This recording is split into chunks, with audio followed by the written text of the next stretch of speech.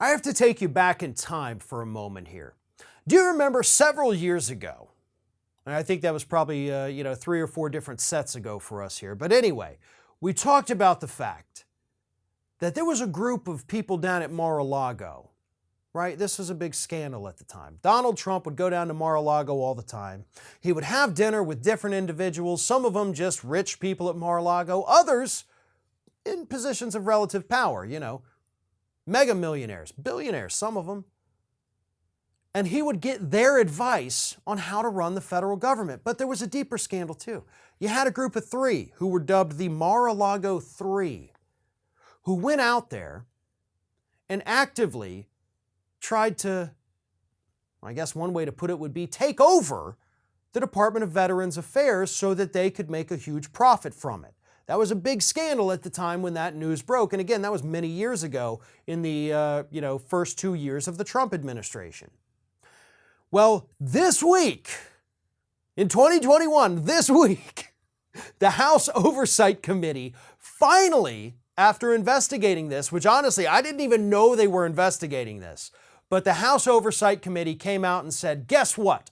The Mar-a-Lago 3, Ike Perlmutter, Mark Sherman, and Bruce Moskowitz broke the law. They broke federal law, the Oversight Committee says.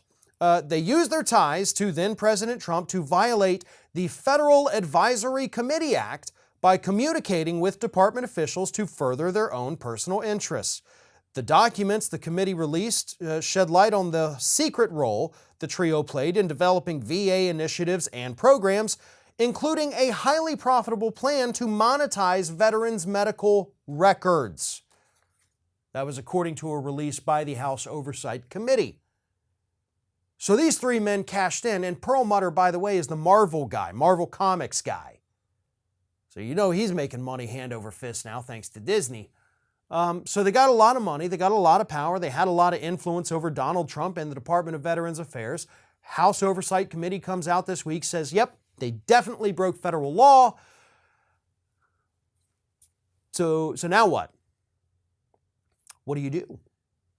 See, the House Oversight Committee isn't exactly a law enforcement agency, right?